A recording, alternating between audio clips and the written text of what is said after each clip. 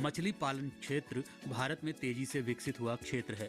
मछली पालन क्षेत्र को आय और रोजगार उत्पन्न करने वाले एक शक्तिशाली क्षेत्र के रूप में मान्यता मिली हुई है।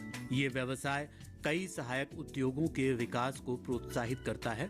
साथ ही ये देश की आर्थिक रूप से पिछड़ी आबादी के एक बड़े वर्ग के लिए आजीविका का साधन भी है। मछली पालन के लिए कुछ जरूरी बातों का पता होना चाहिए।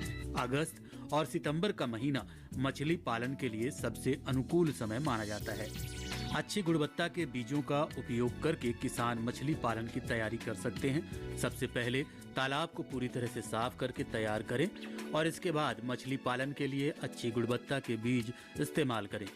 अगर किसान बाहर से बीज खरीद रहे हैं तो इस बात का ध्यान रखें कि तालाब में कम से कम 1 फिंगरलिंज साइज का ही बीज डालें। मछली पालन के लिए रोहू, सिल्वर और ग्रास, भाकुर आदि मछलियों का पालन किया जा सकता है। तालाब में मछली बीज डालने के 25 दिन बाद फसल तैयार हो जाती है। तालाब में पूरे वर्ष कम से कम 1.5 मीटर पानी का स्तर बनाकर रखें। बारिश के मौसम में तालाब पर बाढ़ का प्रभाव न पड़े, इसका ध्यान रखें। तालाब में पानी का रंग गहरा हरा होने पर रासायनिक खाद का उपयोग बंद कर दें। पानी का रंग गहरा भूरा और गंदला होने पर गोबर की खाद का उपयोग बंद कर दें। जैसे तालाब के पानी का रंग सामान्य हो जाए तो उर्वरकों का उपयोग फिर से शुरू कर सकते हैं।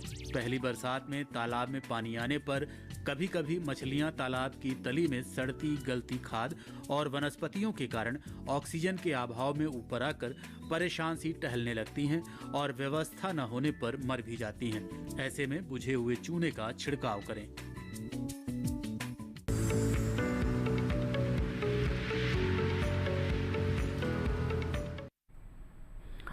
तो अभी आपने मछली पालन पर हमारी रिपोर्ट देखी और मछली पालन से जुड़े हुए अगर आपके कोई भी प्रश्न है तो आप हमें ज़रूर बताएं इसके बारे में। हमें हमारे टोल फ्री नंबर पर कॉल करें, व्हाट्सएप भी कर सकते हैं या फिर अपने सवाल ईमेल भी कर सकते हैं। और यहाँ भी आपको बताते चलें कि जैसे हम कॉल आपकी लाइव लेते हैं उसी तरीके से व्हाट्सएप पर भी जो आप सवाल हमें भेजते हैं वो तुरंत के तुरंत हम अपने विशेषज्ञों के सामने रखते हैं, यानी उन्हें भी कार्यक्रम में साथ ही साथ शामिल किया जाता है। तो उसमें भी आपको इंतज़ार करने की आवश्यकता नहीं है।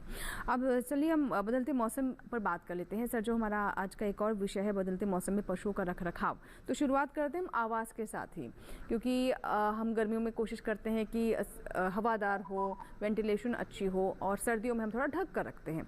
तो आवास से शुरुआत करते हैं, किस तरह का आवास रखना चाहिए, कौन कौन सी तब्दीलियां अब सर्दियों से गर्मियों के मौसम में करने की आवश्यकता है किसानों को? हाँ, देखिए, अभी तो चूँकि मौसम थोड़ा ठंडा है और पशु हमारे अंदर पशुशाला के अंदर ही रहते हैं, तो इसमें ध्यान रखें कि उसको अब ज़्यादा बंद करने की ज़रूरत नहीं है, क्योंकि तापक्रम इतना कम नहीं है जिससे बहुत ज़्यादा ठंडा लगा है। तो खिड़की दरवाजे उसमें आप खोल सकते हैं। लेकिन एक बात का ज़रूर ध्यान रखें कि जब पशुओं को सुबह बाहर निकाल दें तो पशुशाला की अच्छी तरह से सफाई ज़रूर करें, क्योंकि पूरी रात भर जब पशु अंदर रहते हैं तो गोबर पेशाब वहाँ पर इकट्ठा हो जाता है। तो अगर मान लो सफाई अच्छी तरह से करेंगे, उसकी अच्छी तरह से उसको हटाकर और उसको धोएं पानी से, और हफ्ते में एक बार कम से कम फिनाइल के पानी से ज़रूर धोएं, ताकि किसी भी तरह के जो कीटाणु हैं वो उसमें ना पन पाएँ। और जैसे जैसे अब गर्मी आएगी तो ये छत का बहुत उसमें एक अहम रोल होता है।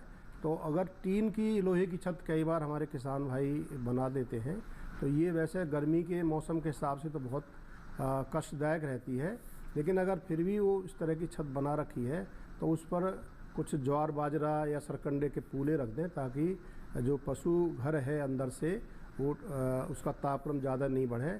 और वैसे जब भी घर बनाएं तो हमेशा एस्बेस्टस की चादर का ही झोंपड़ी नुमा जो है छत बनाएं। तो ऐसी जो छत होती है वो पशु के घर के लिए और ठीक रहती है, और उसमें पशु आराम में भी रहते हैं।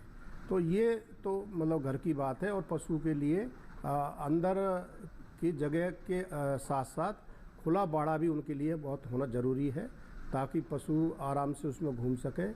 और एक बात का ध्यान रखें कि जो पशु घर है उसका जो फर्श है वो पशु सैद्धांतिक रूप से 12 घंटे पक्के फर्श में रखें और 12 घंटे कच्चे फर्श में रखें। तो जो बाहर का जो बाड़ा है उसको कच्चा रखें और अंदर का बाड़ा जो है उसको पक्का रखना चाहिए, ताकि जब भी दूध निकालते हैं तो उस समय जो गंदगी न रहे उसको अच्छी तरह हम साफ भी कर सकते हैं। और जब दिन के अंदर जब हम बाहर रखते हैं तो वो कच्चे में रहता है, तो उसमें पशु बड़े आराम से रहता है, किसी तरह की उसमें शरीर में हानि भी नहीं होती। और जैसे अयन होता है, कई बार पक्के फर्श पर बांधने से उसमें कई बार दबाव आ जाता है, थनैला रोग होने की उसमें संभावना बनी रहती है जी। तो पशु आवास के अंदर ये चीज़ें रखना बहुत ही आवश्यक है।